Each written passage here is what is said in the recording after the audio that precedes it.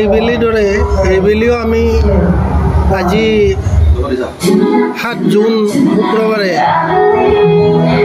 ৰাতিপুৱা বন্তি প্ৰজ্বলনেৰে আমি বিহুৰ কাৰ্যসূচী আৰম্ভ কৰিছোঁ আৰু তাৰ পিছতে আমাৰ নিমন্ত্ৰিত অতিথি শ্যামন্তিকা শৰ্মা তেওঁক আমি আমন্ত্ৰণ কৰি আনিছিলোঁ আমাৰ সাংস্কৃতিক অনুষ্ঠানৰ শোভাযাত্ৰা অনুষ্ঠানলৈ।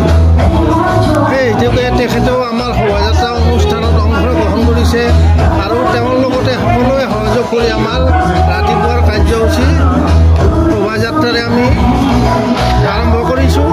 তাৰপিছতে আমাৰ শোভাযাত্ৰা শেষ হোৱাৰ পিছত আমাৰ খেল ধেমালি আৰম্ভ হৈছিল।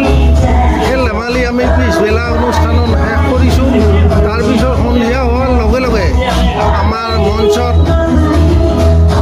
বৰ্তমানো চলি আছে আমাৰ আধুনিক নৃত্য প্ৰতিযোগিতা। ইয়াৰ পিছতে আমাৰ মঞ্চ মুকলি কৰা হ'ব। মঞ্চ মুকলি কৰিব আমাৰ বিশিষ্ট তেখেত এজন ব্যক্তি হিমাংশু শেখৰ বৈশ্য। তেখেতে আজি আহি আমাৰ ইয়াত মঞ্চ উদ্বোধন কৰিব।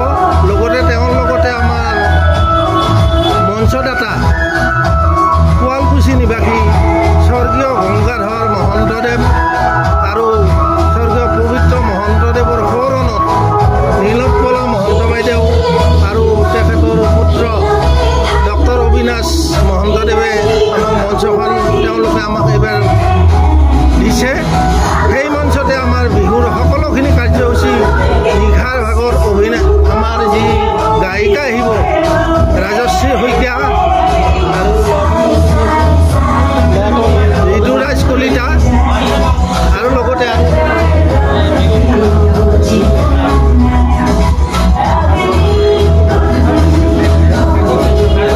ভাৰ্গৱ কাশ্যপ। এই তিনিওজনে আমাৰ মঞ্চত তেওঁলোকৰ গীত পৰিৱেশন কৰিব। তাৰপিছতে বিহু হুঁচৰি দল আহিব, বিহু হুঁচৰি দলেও পৰিৱেশন কৰিব। বৰগীতৰ অনুষ্ঠান এটা হ'ব। ঠিক তেনেদৰে নানা ধৰণৰ বাৰেৰহণীয়া অনুষ্ঠানেৰে আমাৰ বিহুখনৰ সামৰণি পৰিব। যিটো আপোনালোকৰ সাংস্কৃতিক সন্ধিয়াৰ কিমান তম হৈছে আপোনালোকৰ এইবাৰ সাংস্কৃতিক সন্ধিয়াৰ আচলতে আমাৰ বৰ্তমান আজি আমাৰ ডেকাচামে যি 17তম বুলি দিছে, আচলতে তাতকৈ আগৰ পৰাই আমি জড়িত। অতি কমেও 25 বছৰ আমাৰ হৈছে। গতিকে 25তম বুলিয়ে মই ভাবোঁ। সেইখিনিয়ে আৰু পাৰ্থক্য মানে মই বয়সৰ ফালেদি কৈছোঁ আৰু মই নিজে কৰা হিচাপে কৈছোঁ। এতিয়া চামে হয়তো সেইখিনি কথা পাহৰিছে। গতিকে সেই হিচাপত মই কথাটো মই নিজে জানো কাৰণে কৈছোঁ। ময়ো এই অনুষ্ঠানৰ সভাপতি হিচাপে কেইবাবাৰো কাৰ্যসূচী মই গ্ৰহণ কৰিছোঁ। সেই হিচাপে এতিয়াৰ চামে হয়তো কিছু কথা পাহৰিছে। গতিকে মই 25 বছৰৰ কম হোৱা নাই বুলি মই ভাবোঁ। আৰু পিছে ঠিকে আছে, আমাৰ মুখ্যমন্ত্ৰীয়ে যিটো বহাগী উৎসৱৰ কাৰণে বা ৰঙালী বিহুৰ কাৰণে তেওঁ অনুদান দিছে, সেইটো 7 বিহুৰ ভিতৰত হ'ব লাগে। কিন্তু আমি বিশেষ কাৰণত সেই তাৰিখত কৰিব নোৱাৰোঁ বা বহাগৰ মাহতো কৰা নহ'ল। সেইকাৰণে যিহেতুকে জেঠৰ মাহত আমি সাংস্কৃতিক সন্ধিয়াহে আয়োজন কৰিলোঁ, সেইফালেদি আমি অনুদানটো পোৱাৰ যোগ্য নহ'লোঁ বুলি আমি ভাবিছোঁ। যদিও এখন আমি শুৱালকুছিৰ নিবাসী হয়, কিন্তু এই ঠাইখনৰ লগত আমাৰ বহুত অতীজৰে পৰা সম্বন্ধ। আমাৰ হয়তো আজু ককাৰ আগৰ দিনৰ পৰা ইয়াৰ আমাৰ সম্বন্ধ আছে।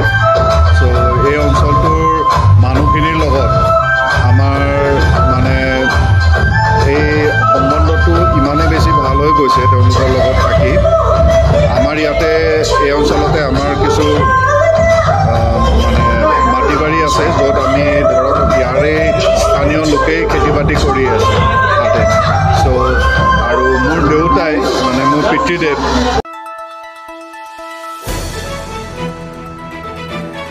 দ্য নিউজলেণ্ডছ, অবিৰত তথ্যানুসন্ধান, আপোনাৰ সেৱাত খবৰ সন্ধান। দ্য নিউজলেণ্ড।